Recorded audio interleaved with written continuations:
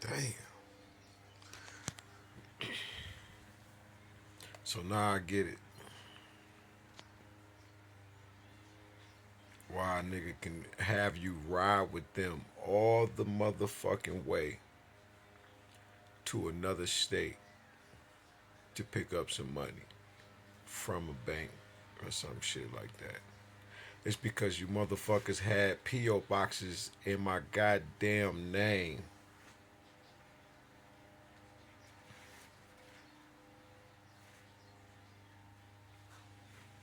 Now I'm wondering, is this why my daughter was trying to get me to drive to some damn state for like $400, but to pick up some bands? I'm like, who the fuck you think I am? That's my daughter, nigga. But I'm like, who the fuck? What? And you know, I'd have done it too. But I just was like, damn, what you? Why would you even do me like that?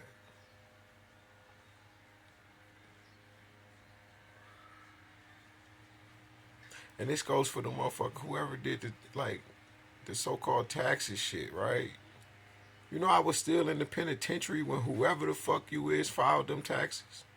I didn't come home to the following year, like a whole year, like a whole motherfucking year. And what's crazy is, when I went to the penitentiary, I said I'm changing everything. Watch me come out this bitch like Superman. And niggas used to be saying, bro, you look like the Batman suit, the Superman suit that they draw. You look like the mold that they use to create the suits out of. Man, I hadn't been building myself for this motherfucker and myself, but more so to have that bedroom body for the wife. And the whole time you was with Mark and whoever the fuck else, I didn't care who you were with or nothing. Which I wish you would have, like I said, especially the last year of me coming home. I said you need to at least shake the energy off for that year. But I said you should be changing like I'm changing, cause that's what the fuck I did. I then came home to a whole fuck that to whole cults, covens, and communities of people that had other plans for me. I told you I didn't know how I ended up becoming an actor. I just get a call out the blue. And next thing I'm on screen. Like, wait a minute, who the fuck? And when I would talk to to Drone, I forgot Drone God or whatever the fuck is. He like, nah, nigga, we got somewhere else. We gonna put you. I'm standing on the nigga porch. Now this is when I wanted to put my music out. Still, I had about nine albums in the stash that I had then wrote in the penitentiary.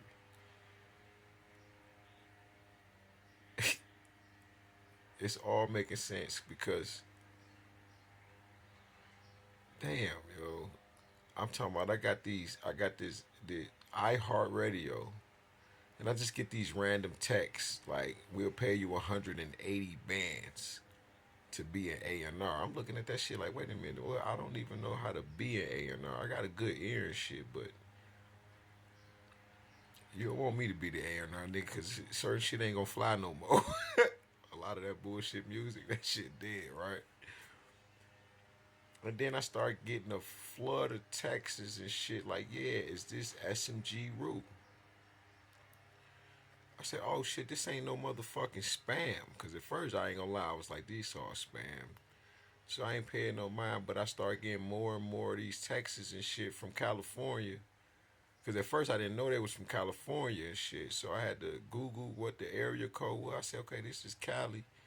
I said, damn, this nigga just offered me 10 bands for a song that they shouldn't even know about.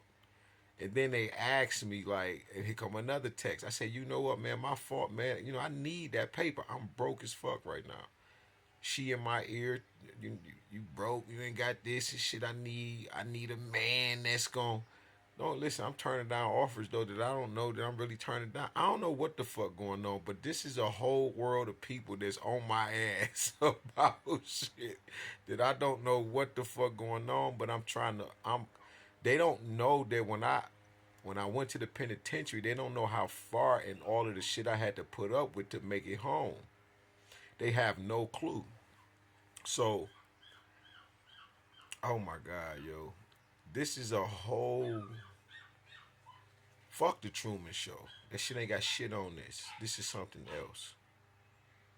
Because this dealing with spell work, magic, being poisoned, motherfuckers putting demons on you, devils, hitman. Like motherfuckers been following me, all kind of shit, right? Put me in a mental hospital, put a goddamn microchip in my arm. She put it in my arm and was like, "This gonna keep you from going to your higher states of consciousness." I looked at her like, "Wait a minute, what?" And couldn't even hold the conversation because everything that them doctors was trying to say to me was to make me, was to like to reel me in so I could make a mistake and say anything the wrong way, and I would have had to stay there. So I had to be very, very fucking focused and sharp at the time, which was not hard. Because I only had been smoking weed maybe a year and a half at that time. You see what I'm saying? Don't drink, don't pop pills, doing none of that shit. Nigga eating pomegranates and cilantro and parsley, kale. So, oh man,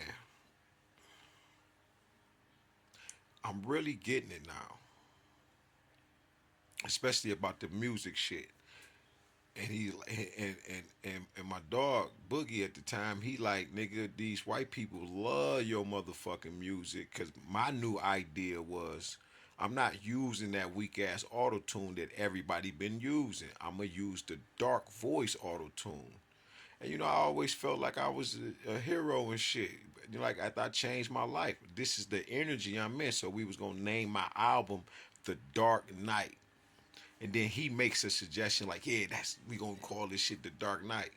I'm like, and he like, yeah, all of these white tea people, they love that shit. They love that voice. You know how white people get down, man. They love that evil. And it ain't evil, it's just the bad guy voice. It's just the dark auto tune. I call it the dark auto tune, which is the heavy, raspy voice. You know what I'm saying? And we did a bunch of tracks like that. A bunch of them. He said they love that shit. So I was like, all right, bet. So I'm about to drop 2 albums and shit, right? I'm gonna drop one, then I drop one back to back.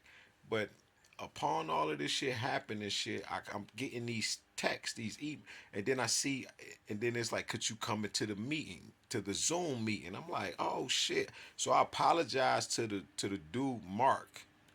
Oh shit, that nigga named Mark.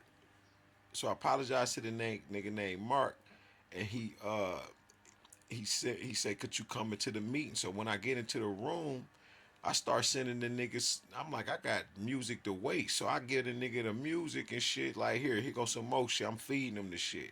Like, nigga, I got more of that shit in the stash. So this probably why God made me change my whole rap, the way I rap now and shit, or whatever I write now. It's just different. I'm comfortable. And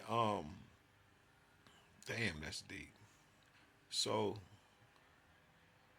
he like, yeah, I got 4,500. If you got another, what do he say? If you have another song like the Money Dance, I'm like, nigga, how the fuck you know about that track, nigga? Right? I don't even like the track, but Boogie loved the motherfucker. But I'm like, that shit trash to me. But I ain't gonna lie, people thought it was a motherfucking hit, but to me, I was like, it's straight. And long story short, I get another text, and the nigga say, "Yeah, could we buy another song from you, one that's just like the Money Dance?" I'm like, "Wait a minute, I ain't never sold you shit." Do you know when I got out of the goddamn mental hospital, I go straight to the studio. Nigga, I stayed there for hours after, and the nigga, I couldn't even spend a night. And now that I'm thinking about it, I can feel this dark ass energy come over me. It, And that was to make me crash out and feel like I ain't got nobody because I didn't have a motherfucking soul. Nobody was trying to help me. No bullshit.